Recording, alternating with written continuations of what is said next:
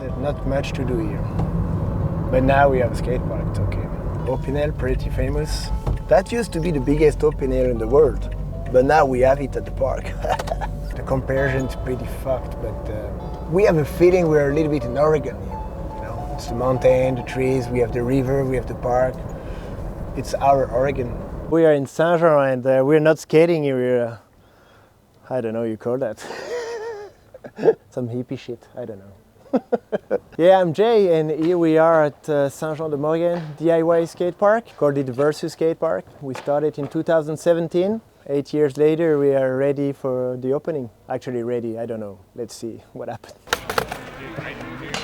2012, it was some new election for the mayor in the city. I could see on one of the program, we're gonna build a skate park. It was really tough to meet the mayor, he had no time and blah, blah, blah. And then he was just like, yeah, I had that on my program, but it doesn't mean I'm gonna do it. You know, I was stupid enough to believe a politician. I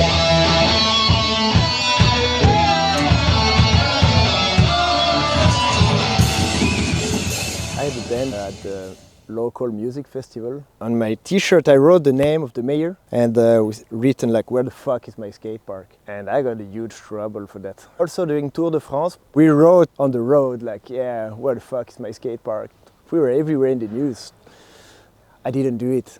But in the end it worked somehow because the mayor finally accepted to meet me. They were like, okay, we got like 50,000 euros. If you call a company, they don't even call back. It's not even the groundwork. Finally went to visit Max, my friend from Opinel. And it's like, yeah, maybe you could build the biggest Opinel knife in the world. So he signed a paper like, yeah, I'm down to help you out. And then the city was like, oh, actually, it could be a nice idea. But they couldn't like get enough money. So I just told them, guys, all right, give the 50,000 euros to the association. We're gonna build it ourselves. They say yes, and then I started to get super stressed out because I had no idea how to do that.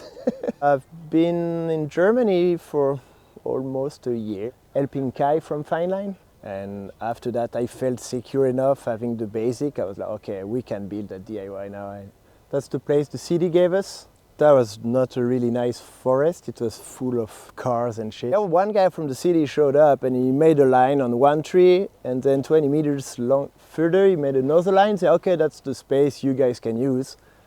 So to be honest, I cut the second tree and made a line like 20 meters further. So first year we already like doubled the amount of space we were allowed to use. We started building with the local kids. And I'm really surprised they were motivated because when you build a skate park and it looks straight away like a skate park, people are motivated. They see, oh, that's gonna be quarter pipe stick. But when we started, it was just like laying bricks around and the local kids had no idea what they were doing. But it was pretty funny. The city asked me to give them plans. So we made some plan and the first year was pretty close from the paperwork we did. Every year then the city was asking plans, so what are you gonna do next year, blah blah, and we gave them paper but we never respected anything. I just wanted to have a mini ramp built quite fast to keep the kids hyped. It's cool, it's DIY, but we are almost building a regular park. From the second year on we kind of turned crazy and we're like, okay, let's just build the craziest shit we can. Pretty tough to talk with the local concrete company because I tried to explain them what we wanted to do. And the guy was super friendly, but he was like, man, there's no way you can do that with our concrete. So I bring him here, show him what we prepared, and he was like, oh fuck, that's actually pretty professional. He was really surprised. He was like, okay guys, I'm gonna really try my best to give you the good recipe. He made a bet with all the guys at the company saying, hey, those guys, they're gonna fuck up pretty bad. It's first pour today, they're gonna call me this evening to tear everything down. I call him and say, hey Aurélien, we're done? He's like, yeah, so it's all fucked up? I'm like, no, come, I pay you a beer. He showed up and he was like blown away. And from that day on, we really had then a good relationship. And he called us concrete magician or wizard or whatever. That's why the park looks like this, because this guy was always pushing and helping a lot. When he had a lot of customers, he was like, today I can't give you the concrete at 7, but if you can, I come early in the morning and we do it at 6, and I fuck off, let's do it 6 o'clock. Call all the kids. Local kids show up before school, shoveling concrete till 8 o'clock, all dirty. Like, hey Jay, sorry, I have to go back to school now. Some kids, like Leo right here, he wanted to quit school and build skate park, and his parents came to me, it's like, hey Jay, you have to tell him that he should keep on school. I'm like, yeah, I tried. He quit and now it's his job. He's working all around the world building skate park and probably making more money than his parents. So they're okay now. We have a core crew of like 5-10 guys, but over the years it's over 500 people. Like people from all around Europe came to help. I know it's some stereotype, you know, the skate family thing, but DIY in Europe, it's a real family. The guy from Belgium over here, and yeah, they're really hungry for concrete, and I prepared a pit of maybe 4 cubes, and they're like, man, we're here, let's do more. And I said, okay, but you know, we empty the truck by hand, it's tough. They're like, oh, let's do full truck, maybe 7 cubes. We were so many guys with the bucket super fast that actually we empty the truck faster than when they're doing shotcrete. They were blown away. The stones we have here in our concrete are too big. They're crushed stones and they're 1 centimeter and they don't fit in a pump. They're too big, so there's just no way to use a pump actually. We call that the hand stack paradise here. We're used to it now. See the deep end right there? It's over 3 meters high, and we filled out the forms by hand. It's a lot of stones. We're super close from a graveyard. It's right there, like 20 meters maybe. And this stone was offered by Pierre Fort, friend of us, and it's really coming from a tombstone. We hide the names. Rest in peace. What really got me into building something out of concrete was when I visited the Black Rose Bowl from Pontus and Oli in Basel. I really wanted to make a tribute to the right way, you know, but with the upside down cross, it's, yeah, the local community wasn't too stoked about it. So I had to find an excuse, and I was watching this 9 Club episode with Neckface. He's also using the upside down cross a lot, and he had to explain, hey man, it's not an upside down cross, it's just a sword that is like this in the ground. So this is not an upside down cross. End of year number 3, you can see the first part here, the second one with the doorway, the pool, the bowl, and we finished everything in the back with the Black Cross Bro tribute and started. The part that is right behind us now, if I'm not wrong, we were the first one building a concrete loop in Europe, but that was really hard to convince the kid to build this thing because they were like, man, yeah, what do you want? It doesn't make sense, you know? And after a few months, I had over 50 person who did it, so I was like, okay, now if you can't do the loop, it's not my problem. You're not good enough, that's it. You can see Elliot doing the loop. He's here this weekend and he's claiming the double loop. Let's see if it's happening. It's fucking 9 tons of concrete. When you fit that out, it needs to be super strong, and that was a kind of a scary situation. As you can see, I'm really in the formwork, and I asked the truck driver, okay, if this thing is cracking, like I just grab the pipe and you take me out of this. If not, I'm dying. We also have a cradle, but we kind of did cheat. We asked a local company, because he was doing all the coping, bending the coping for us. It's actually way easier than concrete. My friend Tony was back hammering stones. I asked him like, what would be the dream thing to build? He was like, building a bridge, that would be insane. I was like, I don't know any DIY with a bridge actually. They're building under bridge, but they don't have a bridge in the skate park. And so yeah, he built that bridge by hand, 4 months, pretty insane. In Saint-Jean, I really love to have different feeling of grind, so that's why we made like diamond cut cuppings. We did a lot of those because regular steel cupping, it actually gets really boring quite quick. Huh? One also of the special cupping, pretty funny. The last obstacle we built, this tiny pocket with pool cupping from Belgium, like super noisy, really good. That's the street section, street obstacles, and the kids almost didn't help them. They made it. That was super cool. And I realized like, okay man, I need to chill now. And I should retire actually, they don't need me. Last bit, not the smallest. We built a fucking concrete vert ramp. I don't know why we did that. Just to make a check on the list. No, just kidding, and we knew what we were doing. And we wanted to finish as a cherry on the cake. We also have a small shed to chill. We call that a bar, but the city doesn't want us to call that a bar because we are not allowed to drink alcohol. You know, we are athletes here, training. For us, it was never the goal to be the biggest or whatever, you know. I have no idea, but I heard it's the biggest in Europe, maybe in the world. I don't know about how big FDR is, I've never been. But anyway, for us it doesn't matter. We just wanted to build the best stuff we could. So it's anyway a subjective thing. Is it the best? I have no idea. Is it the biggest? Maybe. The local kids here, they love this park so much because they were dying to build this thing, you know. We had like some pretty heavy emissions. They have so much respect for the park. That's why we don't really have any graffiti or people destroying stuff. I mean, I have a lot of friends, they're here every day, they don't even skate. But they're stoked to have a community and enjoy life together.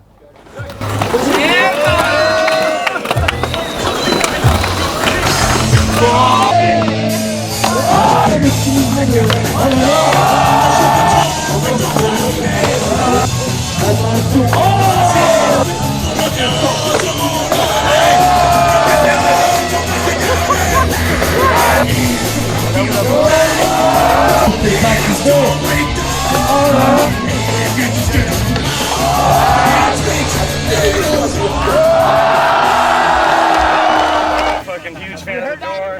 I'm a huge fan of the door, and that one fucking tops them, man. Thanks for having me. Fucking so hyped to get to make it finally.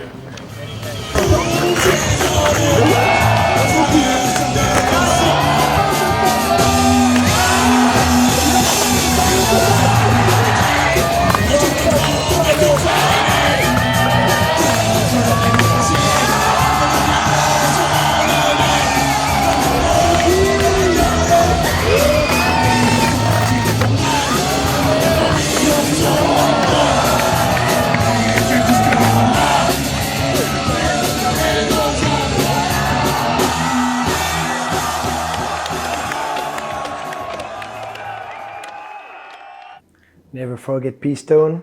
Guess he would be super stoked to see my kitchen because I have a fridge full of beers. And I also have some product to cure concrete for skate parks. Shouldn't cook food with this. This house is pretty big and we can play with my band. We are too old to do concerts, we're just jamming here. This is the soundtrack of skateboarding. Thank you, Lemmy. Guests all the time, right now for the opening as well, so there's some mattresses and beds laying around everywhere. This is my room and book collection. I have to build another one. I don't even have all the zine myself. I think the only one that got all of them is my brother, because I always kept one for me on the side, and every time there's somebody passing by, oh, but I had a picture in this one. Oh, I shot that picture. Don't you have a zine? I'm like, oh, okay, yeah, here's mine. I did 174 issues, and I don't know how many I have, but maybe the half. I don't know. Oh, here's the smallest versus issue ever. Skateboarding kills. Yeah, it is, first one. I was still living in Montreal back then, early 2004. I was just done with my art school and graphic design school, and I just sent my resume to every skate mag around the world. Unfortunately, no one of them answered me. I was pretty sad, and I was just like, fuck, I should just do one myself. So yeah, that was how it started actually. I try to do everything myself, so the pictures, the text. That was already DIY. That was the mini ramp I did build in Montreal. Baker time, you know, try to look like Jim Greco. So stupid.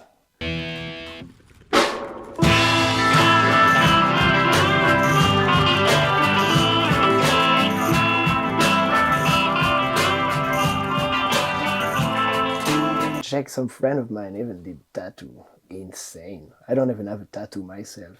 That's the next issues. I was still living in Montreal because I moved there with my parents because I was too young to stay in France and live myself. So yeah, I stayed there for maybe 6 years.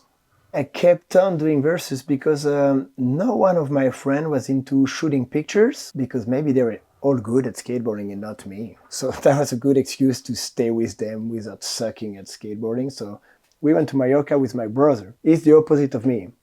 He's small, he's strong, and fucking talented at skateboarding. I just have the passion. For the first few years, I was doing 1 issue a month. Now it's 174 issues in 20 years.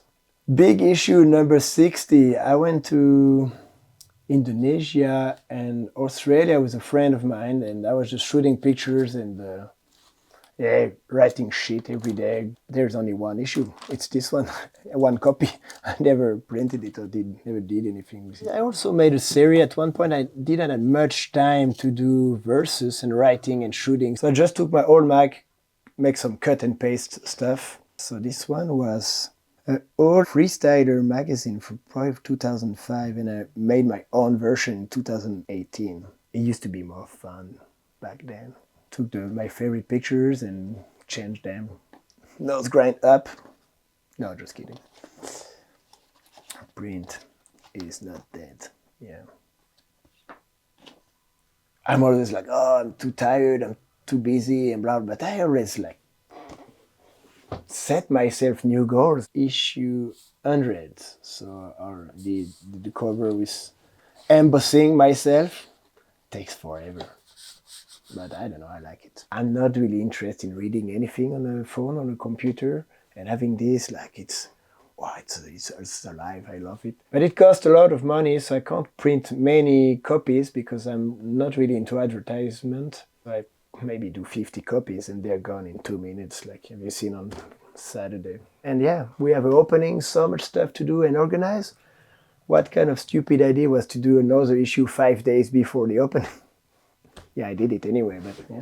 I can make a link with the skate park thanks to that, because I had this mini ramp in the garden and the skate scene in Saint-Jean started to shine again. We finally had a place to stay and everybody was hanging out at my place, and it cost me so much money to change the lay of the wood of that ramp. Like every year I even went to the city and I said, hey, could you help me out? Because I know it's private, but the entire city is coming to my garden, and I keep the gate open, I don't care, everybody could skate. Sometimes I came back from work, like 10 guys in my garden skating, I didn't know any of them.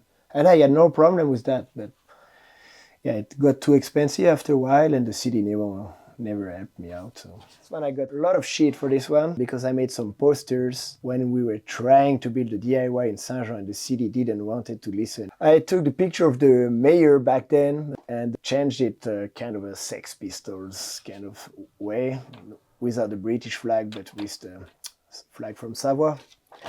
And yeah, I made some posters that I also print and put everywhere in the city. I had to go to the police station a few times for that. It means like no skate park, all right, no Tour de France. We're kind of saying like, oh, we're gonna fuck everything up. I spent so much money doing all those posters and so much time like sticking them at night everywhere, and in the end there's just police station, so much trouble. I mean, I knew what gonna happen. And unfortunately, it was the only way that they listened to us. So I don't regret anything, but because without that, we won't have any skate park in Saint-Jean. So the most expensive ollie. So with a friend of mine, it was in Switzerland, but the roof from the garage wasn't good enough, so we had to lay down some tables. And when I did land on the table, it made a huge hole and cracked the table. And the neighbors saw it, called the cops. We had to pay for it. I think my friend Jan from Switzerland paid. Sorry, mate, but that was pretty expensive. Yeah. Aguero, name of the spot, 1 point. J, minus 700 euros. That's what it cost me at the hospital. It sounds really stereotype, sketchy, kitsch. Skateboarding is really my life since a few years, and I don't even mind spending money for it, you know, like people are spending money for cars or whatever that they're interested in. I would never do that, but skateboarding, I mean, check it. I'm broke and I buy all those expensive books for no reason, just because I love it, that's it. And yeah, no regret, sick.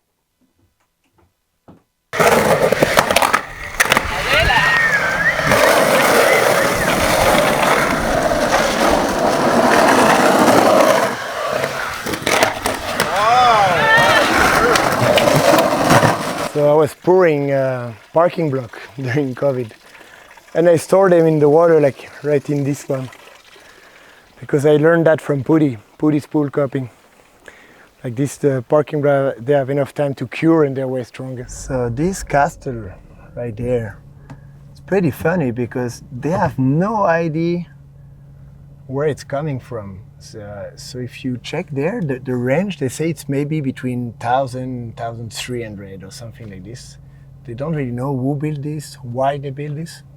A little bit dreaming of making a bowl inside there, you know, building a pool in there, getting the concrete delivered by helicopter. What I would be saying. When I did build my skate spot in front of my place, a friend of mine was like, man, I want a mini ramp at my place.